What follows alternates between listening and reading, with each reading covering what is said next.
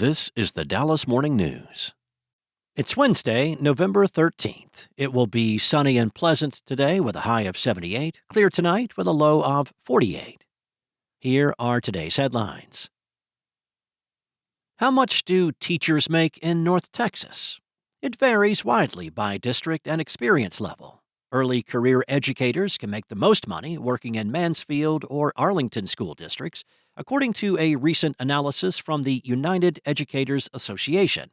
Veteran teachers can be best compensated in Richardson, whose leaders have prioritized dramatic raises for its most experienced educators. The annual survey examines teacher pay by district and years in the classroom. Of the 52 districts in the Dallas-Fort Worth area, nearly 40% gave employees no raises for this school year. Stephen Poole, the association's executive director, said school districts are cash-strapped. The ones who did give raises had to dip into reserves. Some school districts just couldn't even do that. District leaders say they are working with strained budgets in part because the legislature has not increased the base amount of funding provided per student since 2019. In places that prioritized raises, leaders made tough decisions. In Richardson, for example, school trustees voted to close 4 campuses to deal with their financial strain. Earlier this year, Frisco school trustees adopted a budget with a $30.8 million shortfall to fund 3% salary raises for teachers. Districts are under tremendous pressure to boost salaries.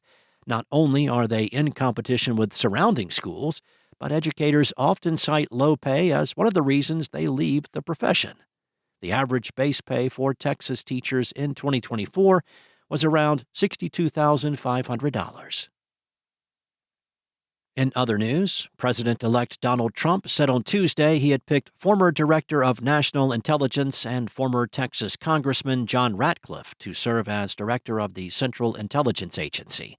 The Texan is the latest announcement Trump has made for his leadership team, which will help him shape the policies and decisions that define his administration. Most of his appointments will need to be confirmed by the U.S. Senate. Ratcliffe, a close ally of Trump, served as Director of National Intelligence at the end of his first term, leading the U.S. government's spy agencies during the coronavirus pandemic.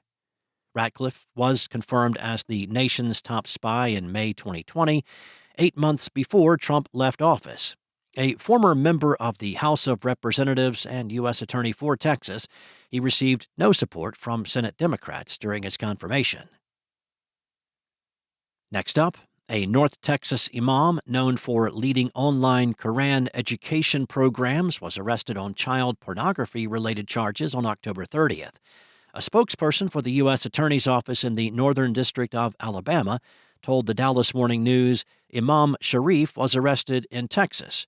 Sharif lives in Euless. A criminal complaint filed with an Alabama district court on October 29th said Sharif is accused of conspiracy to produce child pornography. The news was not able to reach Sharif for comment. A public defender assigned to Sharif in Texas is no longer representing him now that his case has moved to Alabama. The court docket does not list an attorney for Sharif, and a representative for the U.S. Attorney's Office in the Alabama district, where he's being prosecuted, was not available to confirm whether he has a new attorney. And Nick Jonas is ready to help the struggling Fossil brand and its new leader. Jonas, the singer and all-around celebrity, has signed a deal with Fossil, the watch and accessories company based in Richardson. He will become the brand's watch ambassador for the next 2 years, with a worldwide campaign set to launch in the back half of next year.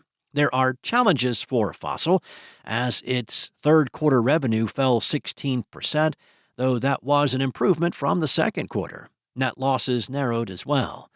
Fossil's sales peaked at $3.5 billion in 2014. Last year, annual sales were $1.4 billion. Thanks for listening. For more on today's stories and for the latest breaking news, visit dallasnews.com. Enjoy your day, and I'll be back tomorrow with more from the Dallas Morning News.